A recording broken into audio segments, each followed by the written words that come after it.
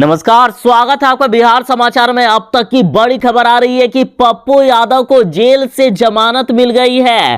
पप्पू यादव को जेल से रिहा कर दिया गया है। अब तक की बड़ी खबर आ रही है और पप्पू यादव ने कहा है कि मुझे जेल में मारने की साजिश हो रही थी, लेकिन इंसाफ हुआ है। और साथ ही इधर बड़ी खबर आ रही है कि बिहार में हो रहे उपचुनाव में पप्पू यादव चुनाव लड़ने वाले हैं। तो आज की बड़ी खबरों पर बात करने से पहले आपसे अनुरोध है, कृपया वीडियो को एक प्यारा सा लाइक अवश्य कर दीजिएगा।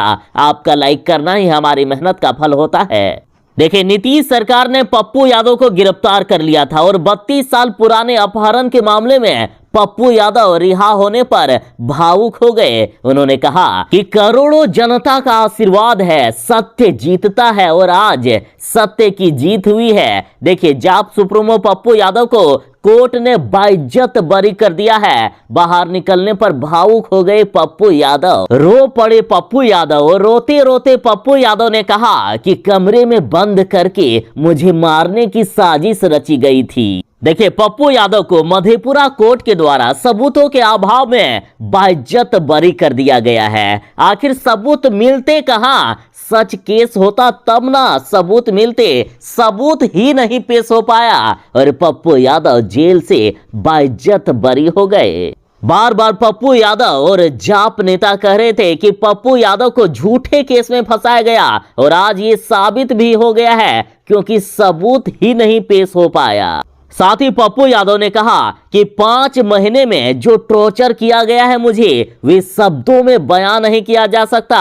उन्होंने कहा कि देश में आपातकाल की स्थिति बनी हुई है। पप्पू यादव ने कहा कि एक ऐसे केस में मुझे 5 महीने तक जेल में रखा गया, जिसमें एक आम आदमी को एक दिन भी नहीं रखा जा सकता है। साथ ही पप्पू यादव बोले कि करोड़ों जनता का आशीर्वाद है, सत्य जीतता है। इतना परेशान और टॉर्चर किया गया, कुछ न्याय व्यवस्था आज भी जिंदा है, जिसके चलते लोकतंत्र और संविधान बचा हुआ है। देश की स्थिति बहुत ही बुरी है, आपातकाल जैसी स्थिति है। मैं सिर्फ इतना कहूंगा कि सच्चाई की जीत हुई है। जनता के आशीर्वाद से न्याय व्यवस्था ने जो फैसला सुनाया है, मैं भगवान की तरफ से उनका स्मरण करता हूं। सत्य कभी परेशान नहीं होता।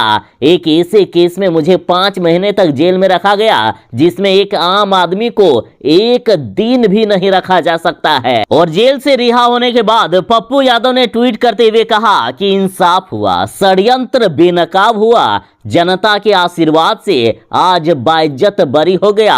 साबित हो गया कि फर्जी मुकदमा में मुझे कैद किया गया था। न्यायालय के प्रति आभार। और साथ ही पप्पू यादव ने कसम खा ली, उन्होंने दृढ़ निश्चय कर लिया कि मैं रुकूंगा नहीं, झुकूंगा नहीं, थकूंगा नहीं, लड़ता रहूंगा। आज से फिर से संघर्ष पथ पर आगे बढ़ूंगा।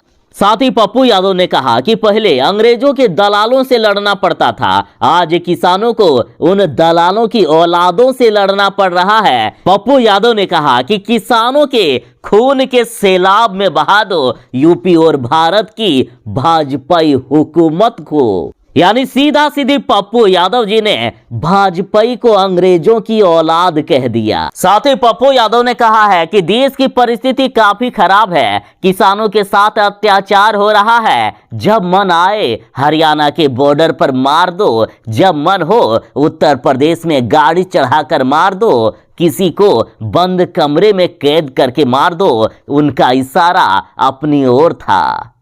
यानी सीधा सीधे पप्पू यादव ने कहा है कि किसानों के साथ आज काफी ज्यादा नाइंसाफी हो रही है। जब जिसे मारना चाहती है ये सरकार, उसे मार दिया जाता है। और जैसे कि बिहार में उपचुनाव होने वाला है और उपचुनाव के ठीक पहले पप्पू यादव के जेल से बाहर आने से पूरे बिहार में सियासत गर्म हो गई है। जाप नेताओं ने जाप कार्यकर्ताओं में उत्साह की लहर सी दौड़ गई है। और अब खबर आ रही है कि उपचुनाव में तारापुर से उम्मीदवार हो सकते हैं जाप सुप्रीमो पप्पू यादव। देखिए, बिहार में कुशेश्वर स्थान और तारापुर में विधानसभा का उपचुनाव 30 अक्टूबर को होना है। दोनों सीटें जदयू विधायकों के निधन से सीटें खाली हो गई है। और जिस तरह से पूरे बिहार में पप्पू यादव की लोकप्रियता बढ़ी है, तो इससे बिहार की सियासत काफी गर्म है।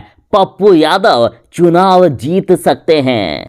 तो ये थी फिलहाल तक की बड़ी खबर और अंत में आपसे सवाल, बिहार उपचुनाव में किनकी सरकार बनेगी, कौन चुनाव जीतेगा, आप अपनी बात कमेंट में जरूर ही बताइएगा। और हाँ, पप्पू यादव के रिहा होने पर आप क्या सोचते हैं, अपनी बात भी कमेंट में जरूर ही लिखें। साथ ही कमेंट में जय हिंद जरूर ही लिखिएगा। और हाँ, अंत में आपसे कहना चाहूंगा कि जो लोग चैनल पर नए हैं, चैनल को सब्सक्राइब करके आपकी सेवा करने का एक अवसर अवश्य ही प्रदान करें।